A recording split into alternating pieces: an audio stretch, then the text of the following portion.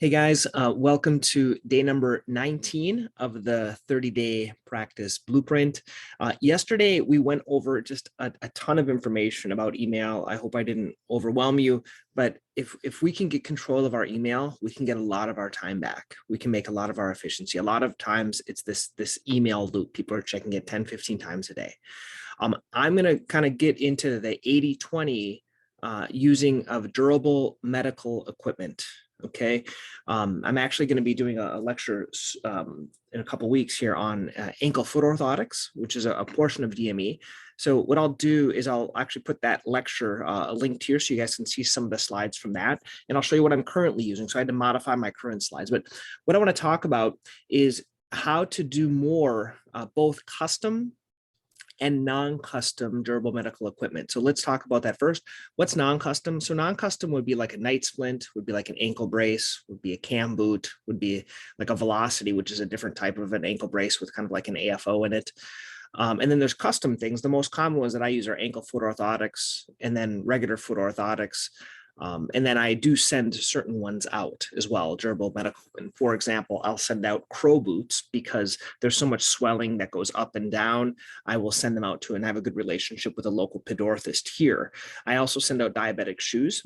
We stopped doing those a few years ago, only because there was too many returns and it just didn't work for us. Okay. And then there are certain insurances as well that don't cover us to do durable medical equipment, such as braces, and we have to send them out to one of these other providers. So my like the introduction talks about 80-20 rules. What's the biggest tip for me would be putting them into a presentation and then using a foot treatment checklist. Okay. So I'm going to show my screen and show you what I mean about doing that. Okay. So let me just show you here. Okay, so here is, first of all, my checklist. This is an example of a foot treatment checklist that I actually have in my pocket every day. It's right here. It's a foot treatment checklist. It has my name on it.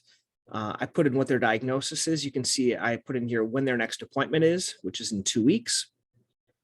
And then I talk about what I'm going to do for them. So this is imaging. For example, I put a check when they had x-ray. And then I circle an ultrasound because that's what I'm going to be doing next. I did cortisone number 1. They're going to do anti-inflammatories. There's a web page they're going to look at. They're going to do foam rolling. There's a shoe recommendation, but then you also see the brace down there.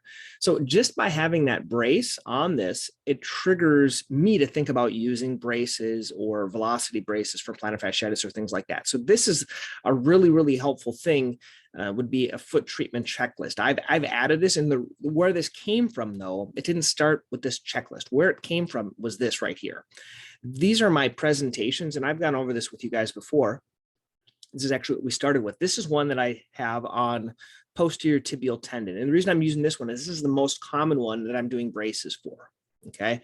Or DM, like a custom brace. So I go over a little bit of the anatomy. I talk about what causes it, how long they've had symptoms, the problems, and this is the most important section. So this is called my posterior tibial tendon checklist, and it's the same thing as that handout that I just showed you right here. It's the same stuff right here. Okay, so let's go into this here. For this checklist, you have everything that I just said, but this is where you have the braces. You have a brace, and then you have an AFO. So it's not so much the first time that I'm putting people into the brace. And that's the key. The key is the first time they're coming in, I'm probably getting x-rays. Second visit, I might do an ultrasound. I might try some shock wave, things like that.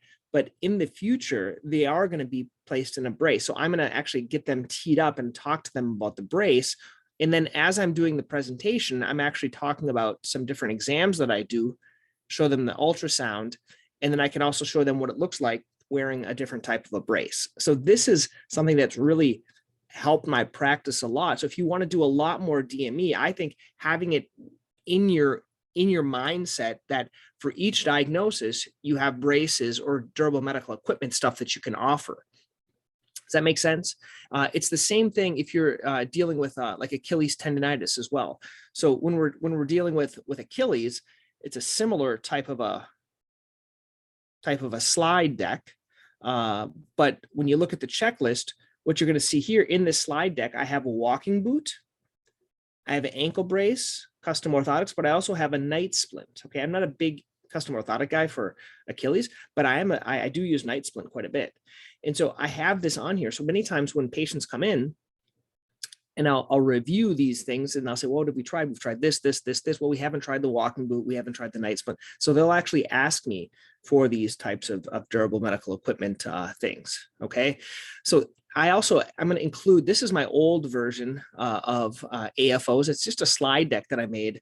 The types of braces, these are the braces that I was using. Some of these are modifying based on what they cover. And then I have it based on diagnosis. So like what I use for posterior tibial tendon, different types of braces for drop foot, different types of braces for balance, for crow, Charcot restraining orthotic walker, for arthritis. Now, one of my favorite DME braces is this one. This is it's like Optima. It's a hinged AFO that helps with like arthritis, for posterior tibial tendonitis. I use crows. I send these ones out because they have so much modification. I use balance braces for balance issues. There's a couple of drop foot braces. You can use like a carbon fiber posterior spring one. And this is a cool one you might not know about. I use this for midfoot arthritis. If someone has some midfoot arthritis, what I'll do is I'll do a cortisone injection first. And if that doesn't work, then I'll recommend this type of a brace, or even in conjunction, I'll do it. This is a standard Arizona. And there's some other types of braces. There's tons of braces out there. Everyone wants you to try it.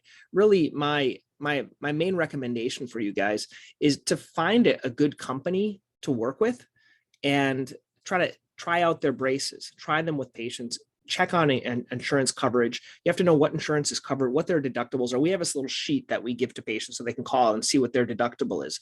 Because if they have a high deductible plan, they're going to be paying that $800 or $1,000 for the brace. If they have a low deductible plan, then they might be more willing to do it. I don't find that many people pay out of pocket for their own braces.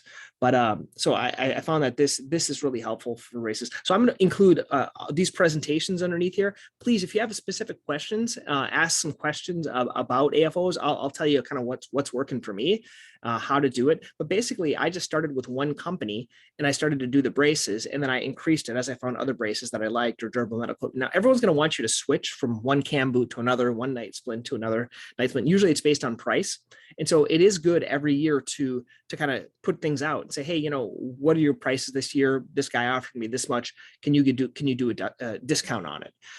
In terms of, I include orthotics in there as well. So we went over a lot for durable medical equipment. I didn't get so much into all the details. If you guys have other resources, let me know underneath in the comment section. If you guys found this beneficial, please send it to a friend. There is a place where you can put your friend's email. I'll send you a special bonus if you haven't done that. And tomorrow we're going to go over the 80-20 of in-office dispensing. Okay, guys, hope you found this beneficial. Looking once again to give you guys more information here for free than most people charge for. Okay, guys, so thanks.